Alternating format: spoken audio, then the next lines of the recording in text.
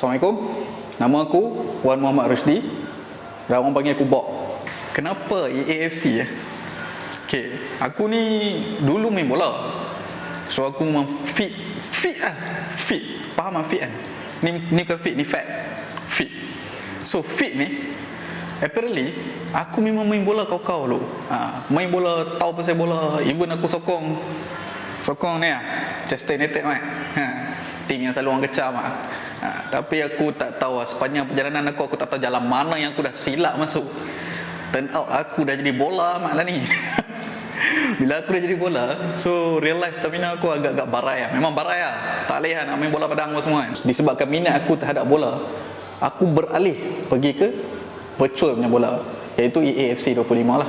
Aku main game ni, aku still boleh rasa aku macam main bola. Beza dia, bukan aku kat atas padang, aku dengan controller PS5 lah, bermain game. Dekat situ aku boleh compete dengan siapa-siapa pun, tak kisahlah jarak dekat ke jauh ke, aku boleh main dengan siapa-siapa. Hampa main bola kan, belum tentu jumpa Neymar, CR ke apa kan. Aku silap-silap main EAFC, aku dah jumpa Neymar kat dalam, aku je yang tak tahu. Tapi benda-benda ni paling penting sekali yang kena make sure wifi jangan barai. Kalau wifi barai, ibarat macam main bola atas padang, kaki lumpuh, tolak bola macam mana kan.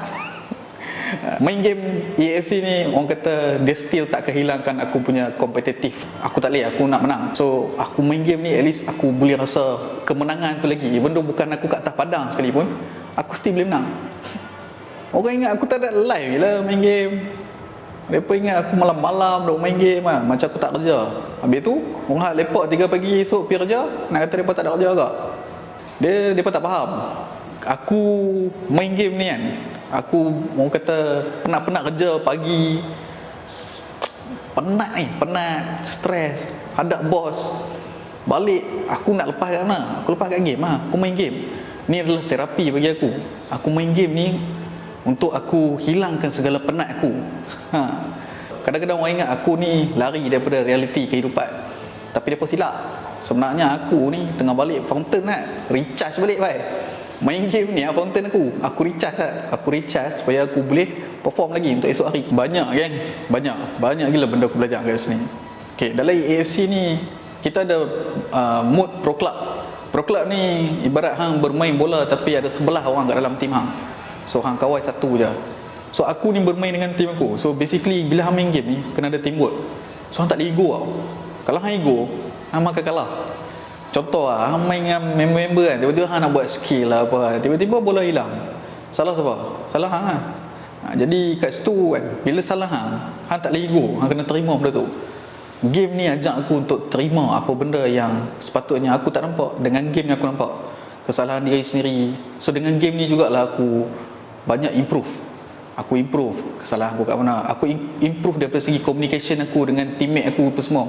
Macam mana cara aku bercakap, clear tak clear, supaya mereka semua ni faham apa yang aku nak, aku faham apa yang mereka nak. Kan nak katalah, aku pun main game, aku pernah je rage quit. Aku bebai, aku marah hang nak marah-marah pun marah diri sendiri. But in the end, kalau hang rage quit, hang kalah, takkan hang nak stop kan. So daripada kekalahan tu hang belajar something supaya hang boleh menang next time. Janganlah hang kalah pertama balik rumah lopek kalah, repeat balik, make sure menang. Message aku untuk gamers kat luar sana, okay, basically kita ni bermain game ni, kita bukan tak ada arah kan. Kita ada arah, kita ada matlamat kenapa kita main game. Pesanan aku, jangan terlalu attach sangat dengan game. Hang kena disiplin. Ada masa untuk kita pause, ada masa untuk kita bagi perhatian dekat orang sekeliling kita, mak bapak, adik-beradik. Janganlah terlalu in the zone sangat. Sebab bila hang in the zone, tu yang bahaya tu. Hang main game ni, benda tu boleh jadi taik kat situ. Jangan. Kita main game ni, kita kena tunjuk yang kita ni power. Power dia kat mana? Power dia bila kita boleh berhenti seketika supaya kita boleh bagi perhatian dekat benda lain sama. Work life balance gaming pun kena balance juga So benda tu penting. So harap hampa kat luar sana boleh apply benda ni Ingat, jangan main game sampai jadi tahi